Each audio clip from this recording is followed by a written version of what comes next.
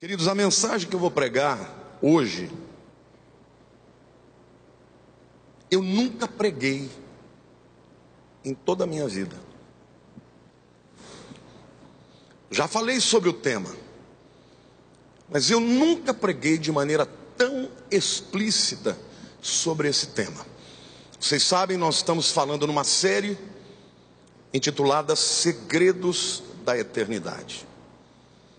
E na semana passada eu mostrei como o Eterno encarnou. Deus se fez homem. Aquele que habita a eternidade adentrou a dimensão do tempo. E foi uma mensagem extraordinária. Todos aqui estiveram, foram muito abençoados. Amém? Mas na mensagem de hoje, o segredo da eternidade é exatamente o contrário. É que nós, seres mortais, temos um destino eterno. Na primeira, o Eterno se fez carne, encarnou, se humanizou, se apequenou, se diminuiu, se esvaziou. Mas na mensagem de hoje, eu vou dizer para vocês que a nossa vida, ela não se encerra a esses parcos anos de vida que nós temos. Todos nós, quando fecharmos os nossos olhos, entraremos na dimensão eterna. Mas só há dois destinos aqui, não são três, não são quatro, não tem reencarnação, não tem destruição, o que tem são dois destinos. Vocês sabem quais são? O céu e o inferno. A razão por que eu quero pregar esta palavra hoje, Deus me deu a direção de pregar, é porque isso não se fala muito nas igrejas. Eu mesmo tenho que dar a mão à palmatória, nunca preguei de maneira explícita o que vou pregar hoje. Mas o Senhor falou comigo: diga ao meu povo, os tempos são maus. Quando você olha para o mundo, você fica estarrecido. No Brasil, por exemplo, nós estamos vivendo a maior crise institucional, espiritual, moral que nós já vivemos. E quando você olha para isso, você fala: sobrou quem? Mas quando você vai para a América do Norte, parece que Deus está falando com megafone para uma nação apóstata, que chama o errado de certo e o certo de errado. Para um povo que foi outrora a nação mais cristã do mundo e hoje exporta as piores abominações para todo mundo. Então Deus está falando, e estas coisas são profetizadas nas escrituras. Eu postando os vídeos agora sobre este furacão, um indivíduo lá falou assim: escuta, para de dramatizar, isso daí já estava previsto há mais de um mês atrás. Eu falei: querido, eu não estou dramatizando, e tampouco estou discordando do fato de que a meteorologia já sabia disso há um mês atrás. Mas o que eu quero que você saiba, que você não sabe, é que 2000 anos atrás Jesus profetizou a respeito dessas coisas. E é por isso que eu estou falando, porque o que ele falou está acontecendo agora. A Bíblia fala de guerras.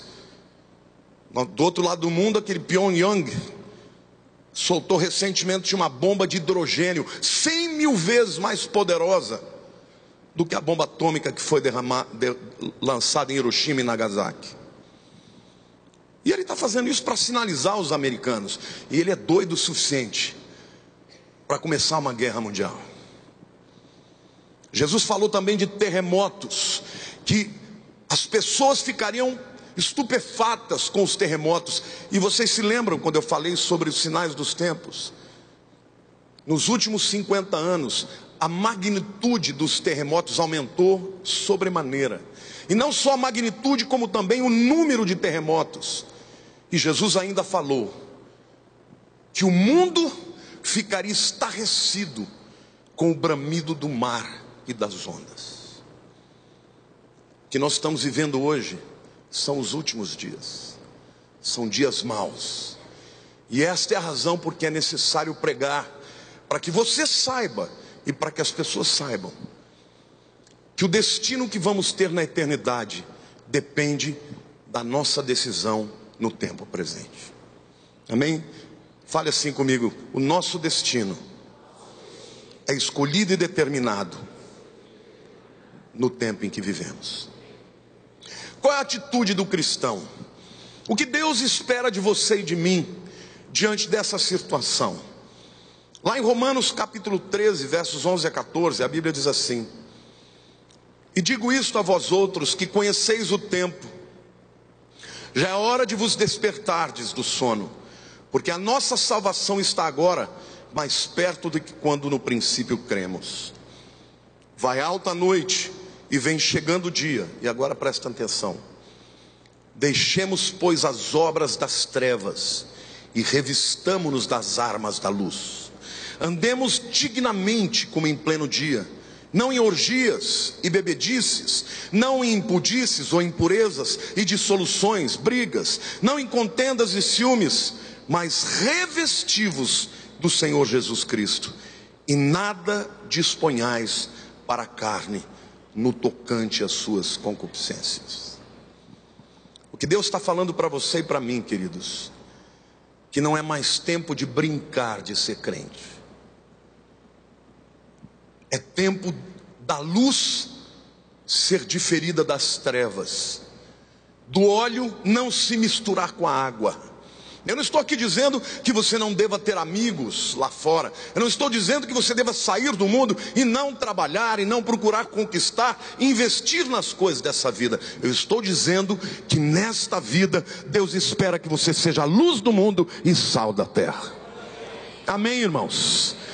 O mundo precisa de respostas e o mundo não tem respostas, mas você e eu temos. Então esta é a atitude. Agora, como enfrentar a eternidade? Há uma música secular até, de um americano, e a música, na verdade, ela diz assim: live like you were dying.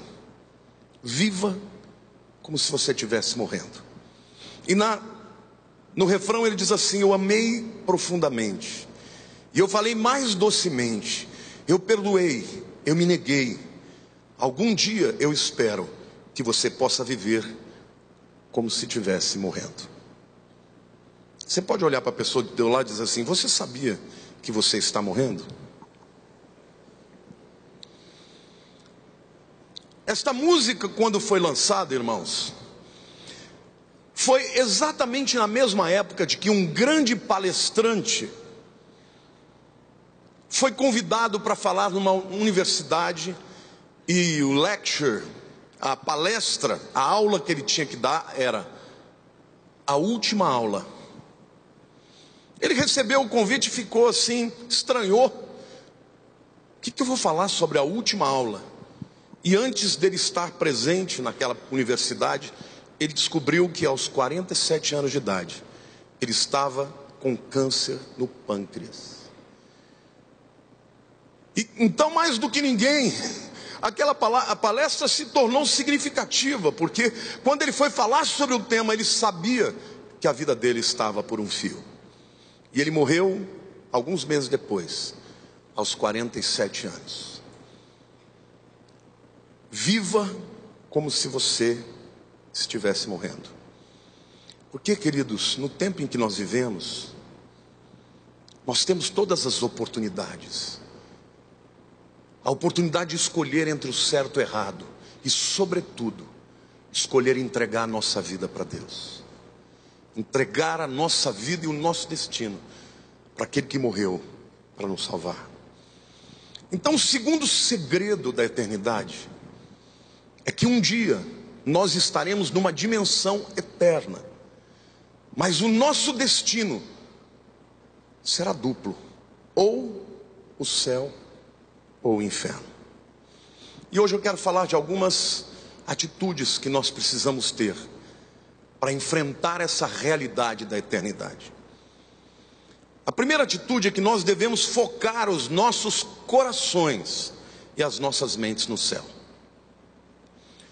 Colossenses 3, versículo 1 diz assim: portanto, se fostes ressuscitados juntamente com Cristo, e aqui ele está falando espiritualmente, buscai as coisas lá do alto, onde Cristo vive, assentado à direita de Deus. Tem muitos cristãos que vêm à igreja para que Deus possa lhes dar mais dinheiro, lhes dar uma saúde, lhes dar um casamento, lhes dar felicidade, lhes dar plenitude. As pessoas querem esta vida, mas queridos, a vida passa correndo. 70, 80, 90, 100 anos passa correndo. Daqui a pouco nós vamos estar diante de Deus e daquele que é eterno. E nós, tudo aquilo que nós vivemos aqui, as nossas opções, as nossas escolhas, as nossas atitudes em resposta à palavra de Deus, determinará, tudo isso será determinado. E nós receberemos a justa recompensa na eternidade. Então a palavra está dizendo: buscai as coisas do alto. Eu não estou de maneira alguma dizendo que você, como cristão, deve parar de trabalhar, não deve almejar, ambicionar, crescer na vida. Claro que você precisa, até que para que o seu testemunho seja um testemunho eficaz, porque ninguém quer seguir um derrotado, amém ou não? Então nós podemos desejar que Deus nos dê vitória, mas tudo aquilo que recebemos de Deus tem que ter um propósito. Se Deus te dá muito mais do que você precisa, é para que você partilhe com os que têm menos. Se Deus te coloca numa posição de destaque, não é para que você pise nos que estão embaixo, mas para que você seja instrumento de Deus para mostrar o caminho certo. Amém, queridos? Então eu quero declarar para vocês: pense nas coisas dos altos, dê propósito à sua vida. Desejar a Cristo é desejar estar com Ele, desejar estar na sua casa, desejar ler a sua palavra. Devemos desejar uma pátria superior. Lá em Hebreus 11, 13 a 16, a palavra diz, está citando uma lista de heróis da fé, pessoas as quais, ou para as quais devemos olhar e as quais devemos admirar. Todos esses morreram na fé, sem ter obtido as promessas, vendo-as porém de longe, e saudando-as e confessando que eram estrangeiros e peregrinos sobre a terra. Porque os que falaram deste modo manifestaram estar procurando uma pátria, e se na verdade se lembrassem daquela de onde saíram, teriam oportunidade de voltar. Mas agora aspiram a uma pátria superior, isso é, celestial. Por isso Deus não se envergonha deles de ser chamado o seu Deus, porquanto lhes preparou uma cidade. Abraão saiu de uma cidade que à época tinha 200 mil habitantes, Ur, na Caldeia ou na Babilônia. E Deus disse para Abraão: Abraão, você sai da cidade e vai para o lugar que eu vou te mostrar. Ele não disse para onde ele ia, ele disse: vai indo e eu vou te mostrando. E a vida de Abraão foi uma vida de obediência, de paciência e de fé. E Abraão morreu, já tinha entrado na terra prometida, mas sem enxergar aquilo que aconteceria com seus descendentes. O que Deus está dizendo é isso: nós somos elos de uma cadeia. Muitas promessas que Deus faz à tua vida não se cumprirão na tua história, no seu tempo, mas na vida dos seus descendentes. Então, se você, meu querido, for agindo de fé em fé, obediente à palavra de Deus, olhando para a pátria celestial, porque esta é para todos nós, a palavra de Deus diz: Ele não se envergonhará de ser chamado o seu Deus. Quantos aqui dizem: Senhor é o meu Deus? Mas Deus está dizendo para você hoje: viva de maneira que o seu Deus não se envergonhe de ser chamado do seu Deus. Amém? C.S. Lewis, o maior escritor cristão do século 20, ele diz algo muito interessante. Ele diz assim: talvez você tenha tanto medo de que sua mente se torne muito ligada no céu e que isto prejudique a sua vida na terra. Ele diz: relaxe, você não tem o que temer. Ao contrário, muitos de nós temos uma mente tão terrena que não usufruímos de nenhum benefício celestial. E ele continua e diz assim: Se você ler a história, você descobrirá que os cristãos que fizeram mais pelo tempo presente foram aqueles que pensaram mais sobre o mundo vindouro. Os apóstolos transformaram o mapa da Europa. O mundo pagão, o mundo romano pagão se cristianizou, porque homens que olhavam para o céu fizeram muito pela terra. Ao longo da história, na Idade Média, os homens piedosos foram os que mais levaram educação ao povo, porque liam as escrituras e ensinavam outros a ler. Quando você chega na Inglaterra, por exemplo, o homem que foi responsável pela libertação dos escravos e pelo fim do tráfico dos escravos foi William Wilberforce, um pastor que durante 40 anos lutou no Congresso para que acabasse o navio negreiro e acabasse a escravidão na Inglaterra. Depois de 40 anos, a sua vida inteira, este homem cristão que pensava nos céus foi instrumento para que Deus fizesse algo extraordinário na terra. O Brasil está olhando, esperando de homens que não creem em Deus, que sejam honestos e íntegros. Pode esperar sentado, porque se não tiver temor a Deus, vai se corromper. Mas aqueles que olham para o céu e confiam em Deus e sabem que vão dar conta para Deus, estes sim, porque temem a Deus, andam em integridade e em honestidade. Então, não me venham com posições partidárias. Não é o vermelho e nem o azul, nem o amarelo, nem nenhuma outra cor. Quem vai mudar a história desta nação são homens e mulheres que temem a Deus, porque só Deus pode intervir na história da humanidade. Se o meu povo, que se chama pelo meu nome, se humilhar e orar e se converter dos seus maus caminhos, então eu ouvirei dos céus, perdoarei os pecados e sararei a sua terra. O que o Brasil precisa não é de fulano, nem de beltrano, nem de ciclano. O que o Brasil precisa é de Jesus. Porque somente homens e mulheres que sabem que vão dar conta na eternidade vão estar diante da corrupção e dizer não. A segunda reflexão que eu faço sobre a nossa atitude: devemos escolher o nosso destino eterno. C.S. Lewis diz também, presta atenção, que essa frase é um torpedo. A rota segura para o inferno é gradual, confortável, sem guinadas bruscas, sem pedras no caminho, sem placas de aviso. Eu vou ler de novo.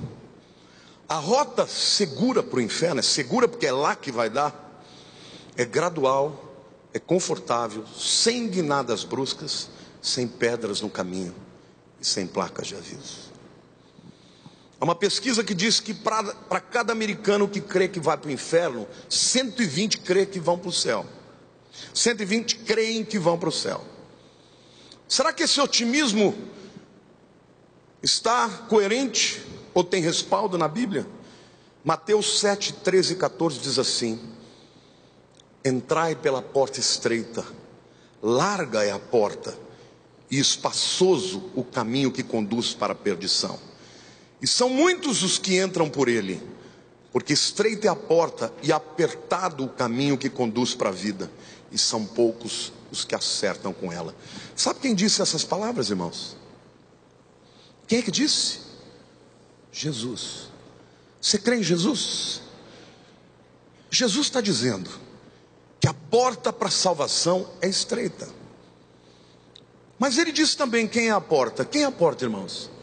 Quem é a porta, irmãos? Eu sou a porta, Jesus disse. Quem entrar por mim, entrará e sairá e achará pastagem. Ela é estreita porque não há muitos caminhos, só tem um. Só um caminho para a salvação, e é a pessoa de Jesus. E ele diz que esta porta O indivíduo tem tanto liberdade quanto entrar quanto sair, porque ele jamais vai te obrigar a qualquer coisa. Saiba de uma coisa: a sua vida, a entrega da sua vida é voluntária, a iniciativa é tua, você só entrega se quiser. Ninguém vai fazer por você, nem o teu pai, nem o teu irmão, nem o seu pastor. Só você pode dizer: é por essa porta que eu quero entrar. Quantos querem entrar pela porta que é Jesus? Mas não são muitos que querem entrar, porque muita gente olha para Jesus como um grande mestre, um avatar, um homem inteligente. Queridos, Jesus disse que ele era Deus. Só tem 3 opções: ou ele era um louco de pedra, ou ele era um safado, ou o que ele falou é verdade. Qual das 3 opções você acredita? Porque não dá para relativizar. Ele disse: eu sou o caminho, ninguém vem ao Pai senão por mim. Quer vir ao Pai? Tem que vir por mim. Quando os fariseus falaram: mas você está falando que você é um com o Pai, então você é Deus. Sim, exatamente isso. Ou ele é louco, ou enganador, ou ele está falando a verdade. E só há uma porta estreita para a salvação. Por quê, queridos? Porque existe um elemento que separa o homem de Deus, e a Bíblia diz que ele é universal. Romanos 3:23 diz: pois todos pecaram. Leia comigo: pois todos pecaram e carecem da glória de Deus. Cutuca a pessoa do lado e fala: você é pecador.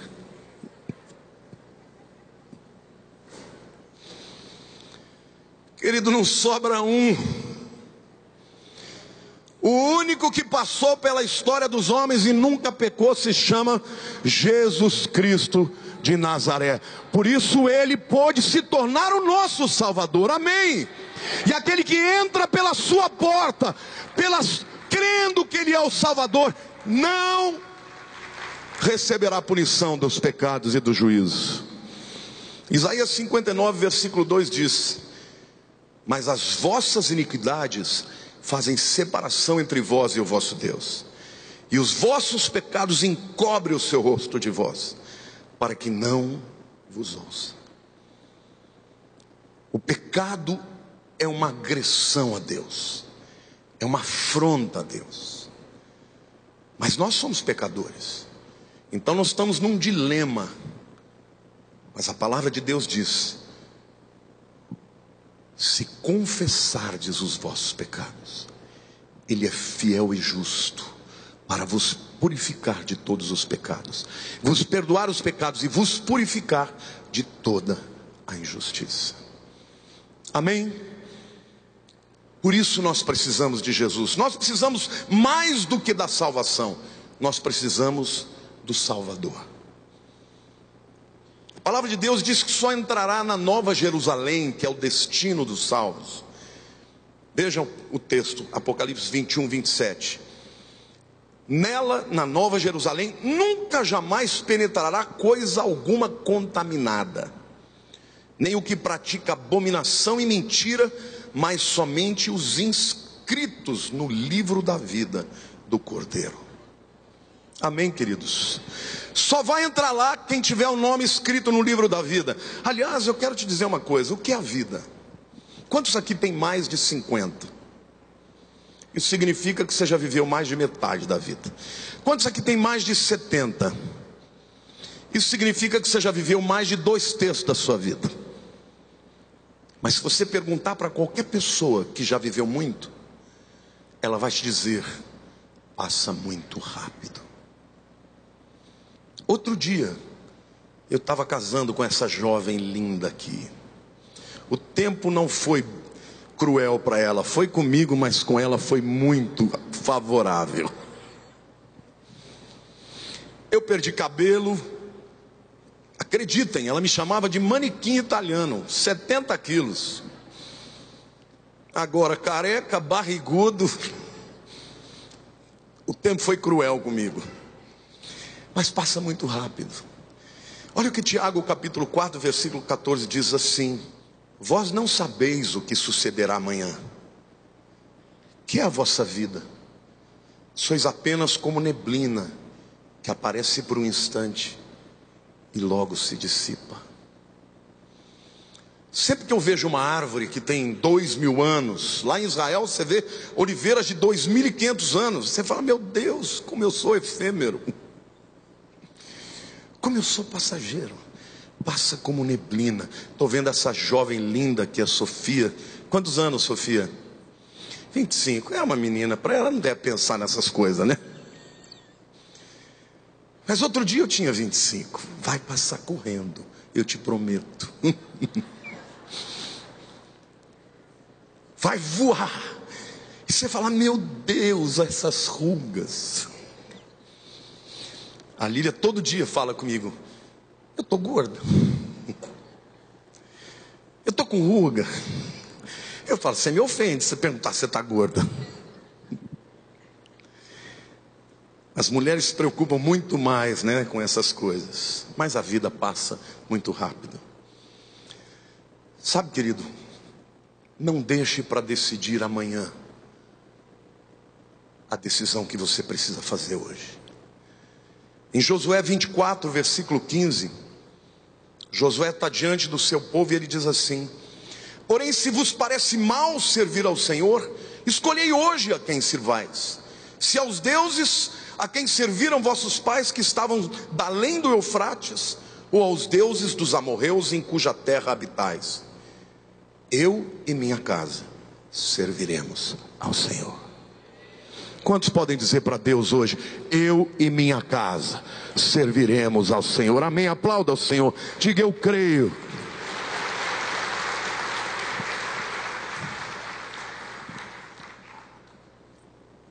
Queridos, o inferno, ele é uma alternativa, a única alternativa ao céu. Apocalipse capítulo 20, versos 12 a 15 diz o seguinte: vi também os mortos, os grandes e os pequenos. Em outras palavras, não é dinheiro, não é posição, não é poder humano que vai impedir que você compareça diante de Deus. Os grandes e os pequenos postos em pé diante do trono. Então se abriram os livros, ainda outro livro, o livro da vida foi aberto. E os mortos foram julgados segundo as suas obras, conforme o que se achava escrito nos livros. Deu o mar os mortos que nele estavam, a morte e o além entregaram os mortos que nele havia, e foram julgados um por um, segundo as suas obras. Então a morte e o inferno foram lançados para dentro do lago de fogo. Esta é a segunda morte, o lago de fogo. E se alguém não foi achado inscrito no livro da vida, este foi lançado para dentro do lago de fogo. C.S. Lewis, hoje eu estou citando muito ele, mas é que ele é genial. Ele disse o seguinte: eu nunca conheci alguém que desacreditasse completamente do inferno e vivesse uma vida digna do céu. O ensinamento de ambos os destinos estão intimamente ligados. Ele diz: eu nunca conheci alguém que desacreditasse do inferno e vivesse uma vida digna dos céus. Os dois destinos estão intimamente ligados. Em outras palavras, quando você sabe que vai dar conta para Deus, você vive a sua vida escolhendo o caminho certo. E o que eu quero dizer para você que entrou aqui hoje, seja pela primeira vez ou pela enésima vez, todos nós vamos comparecer diante de Deus. Então escolha hoje o destino que você vai ter. O céu é real, assim como também o inferno. A terceira reflexão que eu faço é que nós devemos ter certeza de que vamos para o céu. Será que é possível ter certeza? Tem muita gente que age numa postura humilde, né? Eu não tenho certeza se eu vou para o céu. Será que você pode ter certeza de que você vai para o céu? Pode ou não pode? Moody, um dos maiores evangelistas que já existiram nos Estados Unidos, quando ele estava num leito de morte, ele disse o seguinte: logo vocês vão ler nos jornais que eu estou morto. Não acreditem nem por um momento, eu estarei mais vivo do que nunca. Moody podia dizer isso por quê? Porque ele creu na salvação pela fé no Filho de Deus. Amém? Glória a Deus. Quantos creem que Jesus é a única porta, o único caminho para a salvação? Então você pode dizer para Deus: eu sei para onde eu vou. Cutuca o teu irmão do lado e diga: eu sei para onde eu vou. Eu quero contar um testemunho de uma história real, de uma cantora lírica chamada Ruthanna Metzger. Ela foi convidada para cantar num casamento muito chique, muito bacana, lá naquela torre de Seattle, sabe? Aquela torre enorme, lá em cima tem um lugar para festas e coisa e tal. E ela foi convidada, e no dia da festa chegou, ela estava com aquela beca, né? O marido dela, o Roy, estava de tuxedo, estava de smoking. E chegaram à porta, havia um maître conferindo os convidados. Ele disse: pois não, senhores, qual o seu nome? Ela disse, toda tranquila: sou Ruthanna Metzger, e esse é meu marido Roy. O camarada procurou, olhou, falou: você poderia soletrar? Porque eu não estou encontrando o seu nome. E ela falou bem devagarinho. Ele continuou olhando e falou: não está aqui, infelizmente não vai poder entrar. Ela disse: mas eu sou a cantora oficial do casamento. E ele disse assim: não importa quem a senhora seja ou o que a senhora iria fazer, não está aqui, não vai entrar. E olhou para o homem que estava perto dele e falou: mostra o elevador de serviço para ela. E ela pegou o elevador e foi embora. Entrou no carro, o marido falou: o que aconteceu? Ela, envergonhada, falou: olha, quando eu recebi os convites, estava lá dizendo que eu tinha que confirmar a minha presença, e eu esqueci. Achei que porque eu era a cantora, eu ia entrar. Essa ilustração é muito importante, queridos, porque faz 2000 anos que Jesus está mandando convite para as pessoas.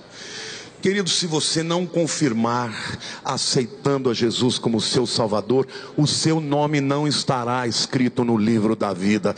E naquele dia, quem não tiver o seu nome escrito no livro da vida, não vai entrar. Amém? Aplauda o Senhor quando já confirmar a sua presença. Amém? Se você já confirmou a sua presença, quando seus olhos fecharem nesta vida, você estará entrando na eternidade para viver junto com Deus e jamais na sua ausência. Amém? Aplauda o Senhor, diga: eu creio.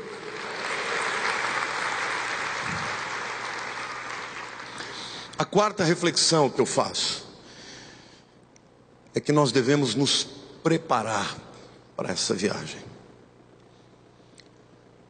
Num cemitério em Indiana, havia uma lápide de mais de 100 anos.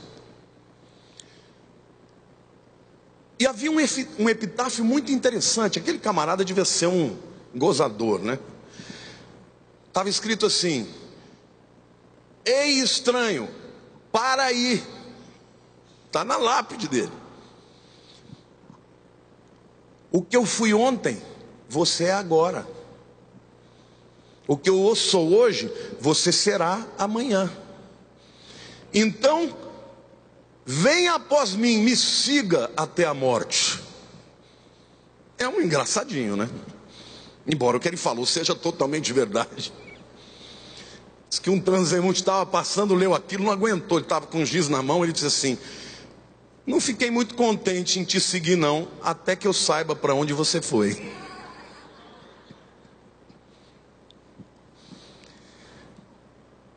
Temos que nos preparar para esse encontro. E se tem alguém que você precisa seguir, são as pessoas que já fizeram a sua decisão com Jesus. E não só convidaram Jesus para ser o salvador da sua vida, mas que vivem fazendo dele o Senhor da sua vida. Porque tem muitos cristãos ou pseudo-cristãos que estão aí no meio de vocês, aqui eu espero que sejam muito poucos, que vivem como se fossem ímpios, que decidem viver uma vida de pecado. A palavra de Deus diz claramente como você deve andar, e você abertamente, frontalmente vive contra a vontade de Deus, acreditando que você pode viver assim e chegar na presença de Deus e entrar na presença dele. Saiba, meu querido, Jesus disse: aquele que me ama guarda os meus mandamentos. Jesus também disse: naquele dia muitos me dirão: Senhor, Senhor. E eu vos direi: apartai-vos de mim, vós que praticais a iniquidade, porque nunca vos conheci. Querido, viver uma vida que afronte a vontade de Deus faz de você um enganado. Acha que já está salvo, mas nunca foi salvo. Porque se tem uma coisa que uma pessoa convertida tem, é tristeza pelo pecado. Se você anda em pecado e não sente a dor, querido, o Espírito Santo não habita em você. Então, se você está vivendo hoje uma vida dupla, enganando a tua esposa, enganando o teu marido, enganando o teu pastor, enganando a quem quiser. Você pode enganar qualquer um, mas você não pode enganar a Deus. E um dia você estará na presença de Deus. Então é hora de tomar uma decisão. O apóstolo João, o mesmo que escreveu o Apocalipse, lá na primeira carta, no capítulo 5, versículo 13, ele diz assim: estas coisas vos escrevi, a fim de saberdes que tendes a vida eterna, e vós outros que credes em o nome do Filho de Deus. Quando Cristo morreu na cruz, ele clamou: está consumado. Já ouviram falar sobre isso? Essa palavra no grego, tetelestai, é uma palavra jurídica, legal. Ela era usada quando o indivíduo que estava devendo uma fortuna pagava a sua dívida. Quando ele pagava a sua dívida, ele recebia um recibo com a palavra tetelestai, está consumado, está pago. Querido, lá na cruz do Calvário, Jesus pagou o seu débito, os seus pecados, a sua dívida. Mas viva para Ele. Se você começa a andar numa vida de pecado consciente, você está caminhando para aquilo que a Bíblia chama de apostasia. E apostasia, ainda hoje, é a palavra grega usada para divórcio. Alguém que já se divorciou? Quem divorciou, está casado com a outra pessoa ou ele já andou? A fila já andou. Já andou, né? A Bíblia fala de apostasia. Porque quando você entrega a vida para Deus, a Bíblia diz que você se torna noiva de Cristo. E a noiva de Cristo se prepara para o casamento. Mas aquele que voluntariamente caminha em direção a uma afronta a Deus, que é o pecado, caminha em direção à apostasia, ao divórcio da fé. Então, meu querido, não brinque. O amor de Deus e a graça de Deus é extraordinária, mas nós temos que tomar posição. Amém ou não? Olha que coisa linda que a palavra de Deus diz lá em Salmo 103, de 10 a 12. Ele não nos trata segundo os nossos pecados, nem nos retribui consoante as nossas iniquidades. Pois quando o céu se alteia acima da terra, assim é grande a sua misericórdia para com os que o temem. Quando dista o Oriente do Ocidente, assim afasta de nós as nossas transgressões. O que Deus está falando? Olha, do mesmo jeito que o céu está tão longe da terra, como o Oriente está tão longe do Ocidente, assim Deus vai fazer com as suas transgressões e os seus pecados, longe de você. Mas tem uma condição. Ele faz isso com quem? Com aqueles que o temem.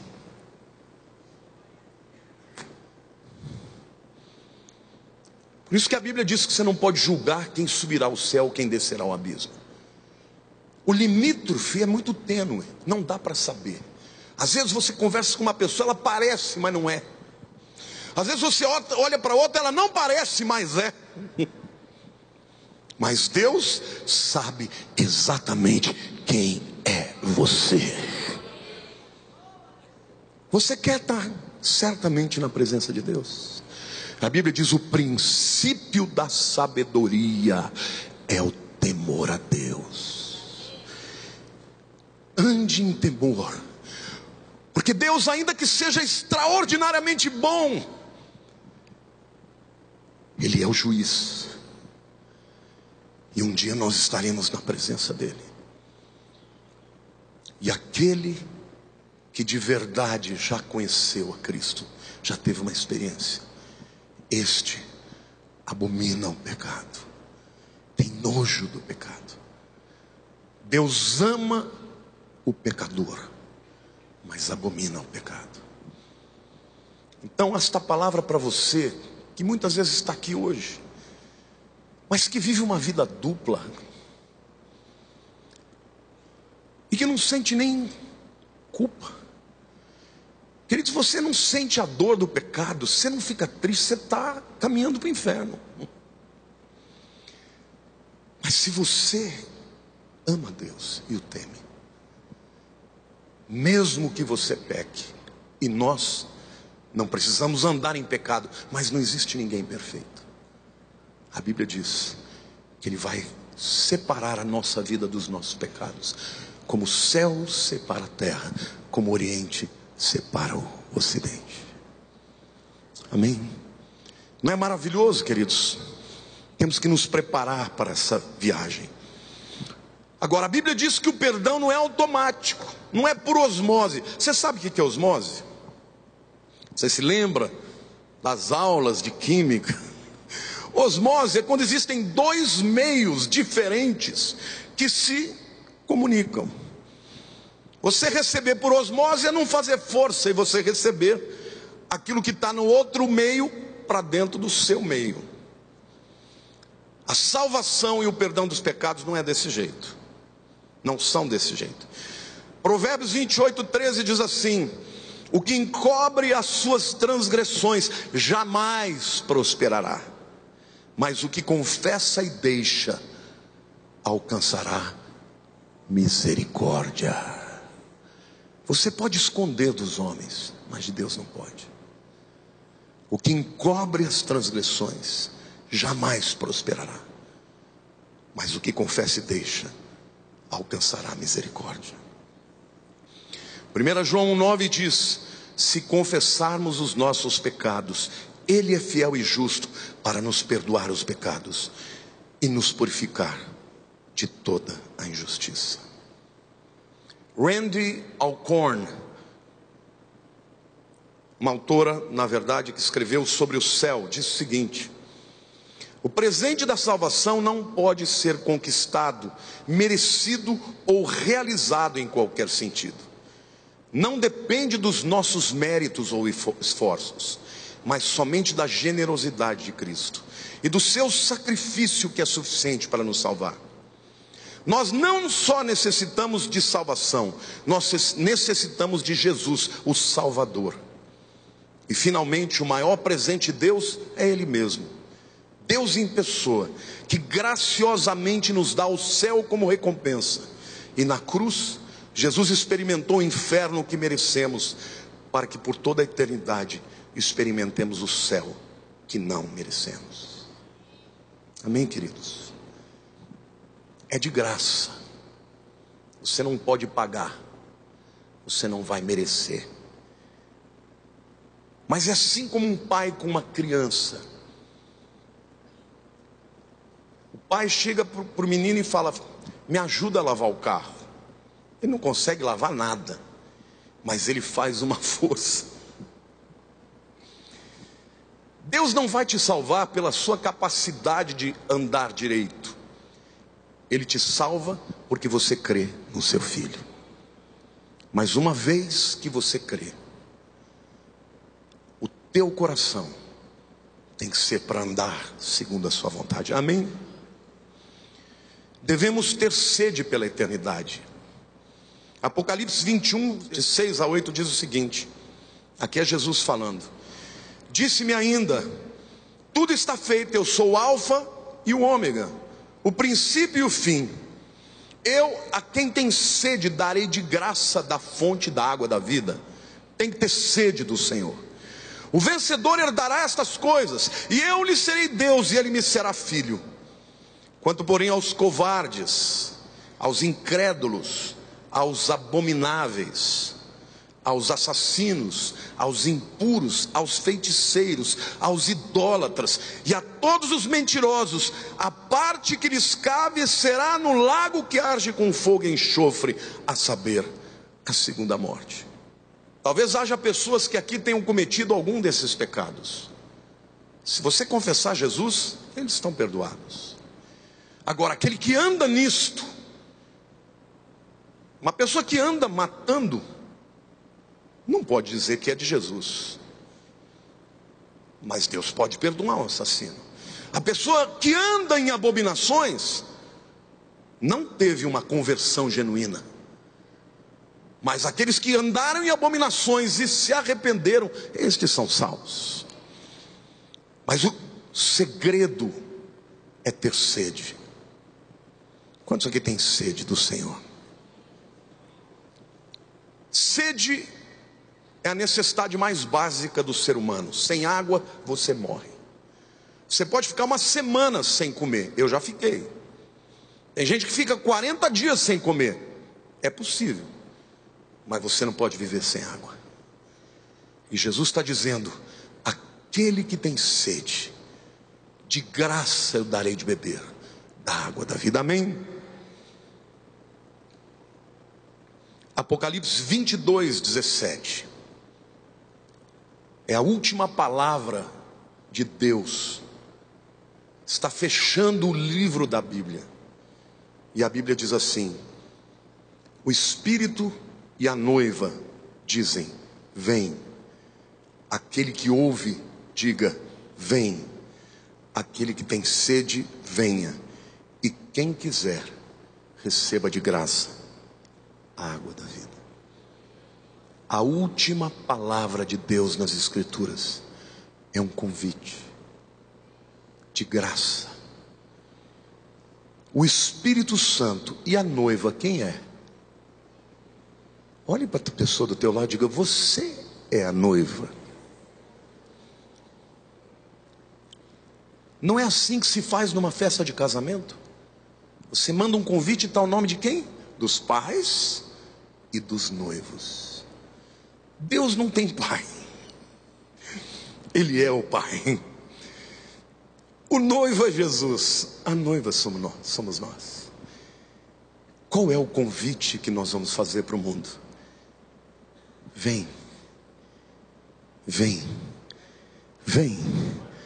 Vem para as bodas do Cordeiro. Vem para o casamento do Senhor com a sua igreja. Venha fazer parte.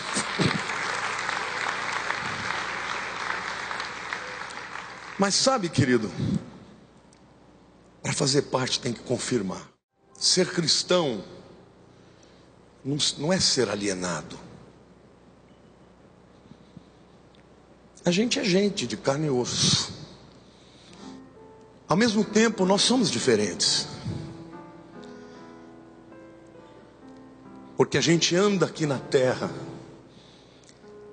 sabendo que a gente pertence a uma outra pátria. Nós somos moradores da terra, mas somos cidadãos dos céus.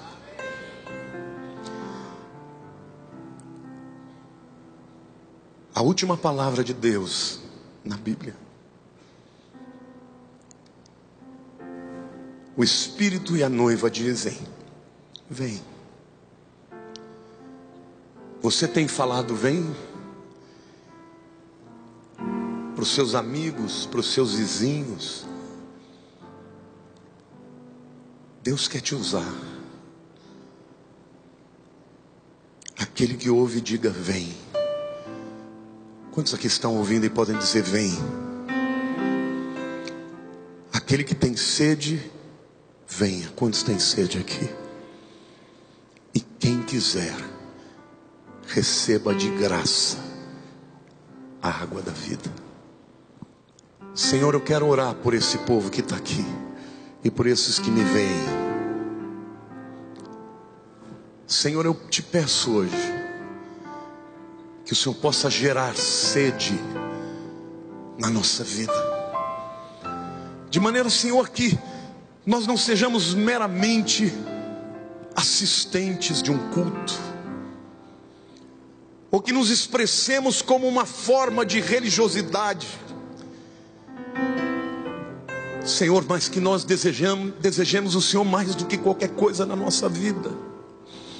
Senhor, eu oro para que esse povo seja a luz do mundo e sal da terra. Senhor, o sal, ele é instrumento de preservação. Ele impede que o alimento entre em putrefação. Senhor, este mundo está podre, apodrecendo, e aqui está o teu povo, a quem o Senhor chamou de luz do mundo e sal da terra. Então, Senhor, nós te pedimos, tem misericórdia de nós, que a nossa vida seja uma vida de luz, de verdade, de justiça, de amor, de misericórdia, mas sobretudo, meu Deus, de compromisso contigo. Transforma o nosso coração. Derrama um grande avivamento sobre a tua igreja em toda a terra, Senhor. Onde houver alguém que invoque o teu nome, que haja avivamento. E usa-nos, ó Deus, para salvar este mundo perdido. Obrigado, Senhor, pela graça maravilhosa de Jesus, pelo teu amor incomensurável, do Pai das luzes, do Pai celeste, do Papai do céu, e pelas consolações do Espírito Santo que habita em nós todos os dias até a consumação dos séculos. Amém.